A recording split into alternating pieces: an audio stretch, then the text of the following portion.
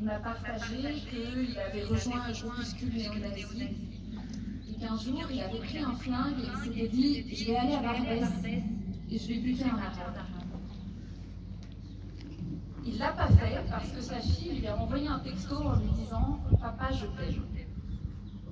Ça, c'est l'histoire de cet homme.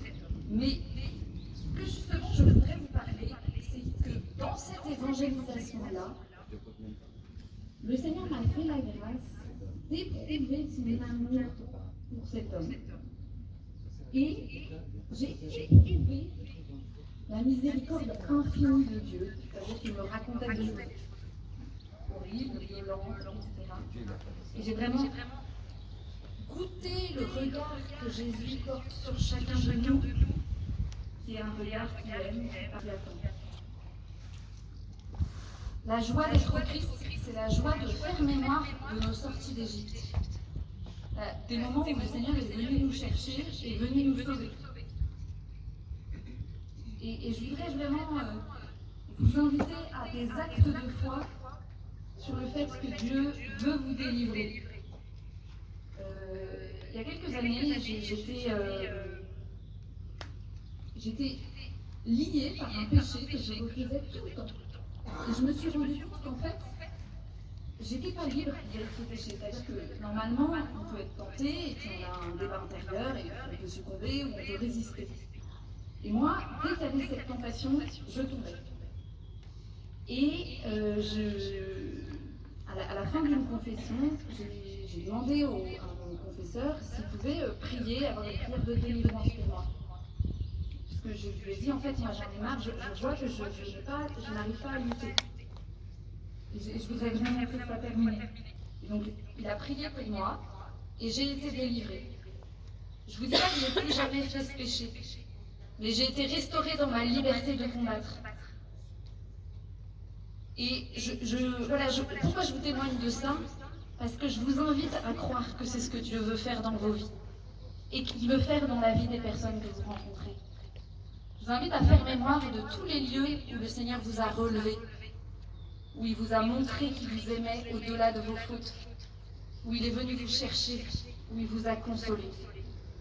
Et dans chacun de ces lieux, en fait, peut-être qu'il y a quelque chose que le Seigneur veut que vous donniez à quelqu'un dans votre entourage qui a besoin d'encouragement, de réconfort.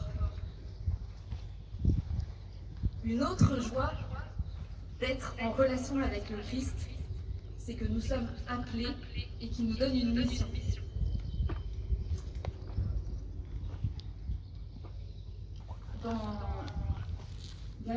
Gaudium et Festivité, le pape François, c'est l'exhortation sur la sainteté, il a plusieurs paragraphes où il dit « Chacun de nous est une mission, un message que le Seigneur veut dire au monde. » Et en fait, il n'y a que nous qui pouvons le donner.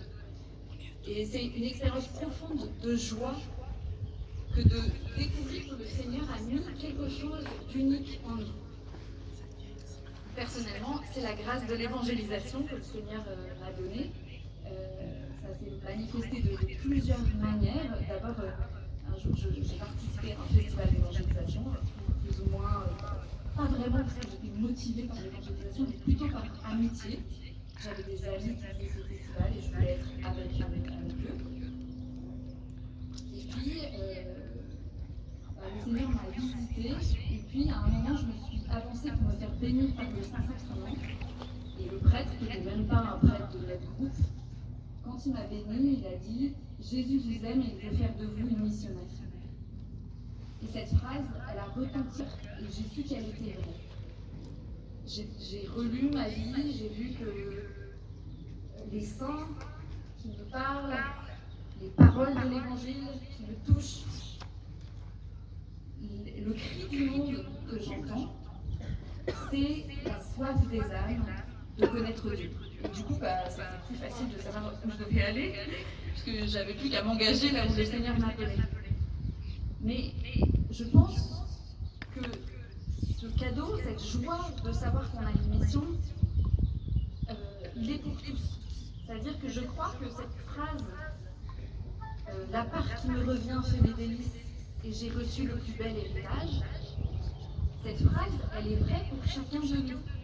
Chacun de nous, parce qu'il a une mission, une identité propre, quelque chose de spécifique et d'unique à donner, chacun reçoit le plus bel héritage et la part qu'il reçoit fait ses délices.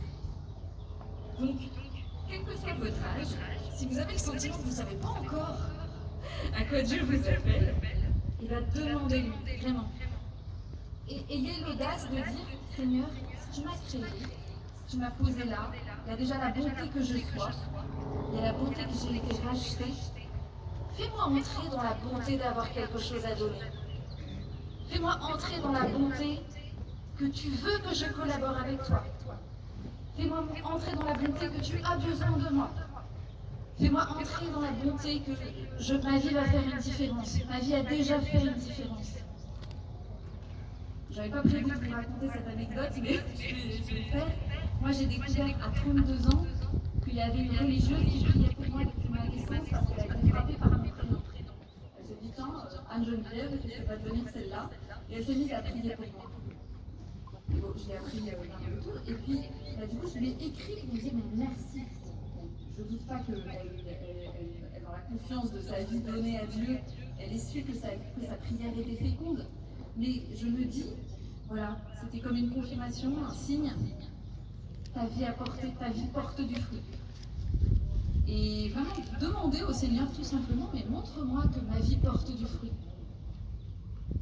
Montre-moi que je peux faire une différence. Voilà, cette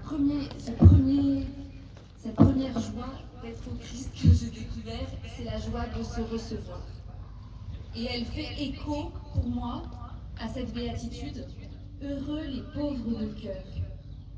Un pauvre, qu'est-ce que c'est sinon quelqu'un qui accepte tout ce qui lui est donné? Un pauvre, qu'est-ce que c'est sinon quelqu'un qui reçoit toutes choses comme un don? C'est difficile pour nous de désapprendre parce qu'on a l'impression que tout nous est dû. On est des râleurs, on n'en a jamais assez. Et en fait, il y a cette conversion que le Seigneur veut faire en nous dans la relation avec le Christ, qui est que tout est don. Tout m'est donné. Amen. Et alors après, à partir de là, le Seigneur va nous poser une question. Il nous a donné beaucoup de choses, il est venu nous chercher, et puis il va nous dire, veux-tu? Il va nous dire, toi, qu'est-ce que tu veux faire maintenant? Est-ce que tu veux me suivre? Est-ce que tu veux me donner ta vie?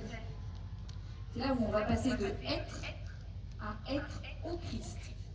Et là, on entre dans une joie plus paradoxale, peut-être plus difficile, qui est la joie d'appartenir, qui veut dire aussi la joie de ne pas se posséder, la joie de se détacher de soi, la joie peut-être parfois de renoncer.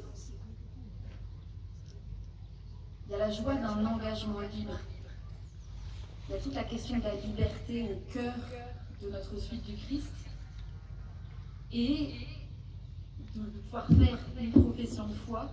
Mon Seigneur et mon Dieu, je te choisis comme mon maître. C'est difficile. Je suis ton bien. C'est difficile. Je ne sais pas si vous, c'est une parole que vous posez facilement de dire je t'appartiens, fais de moi tout ce qui te plaira.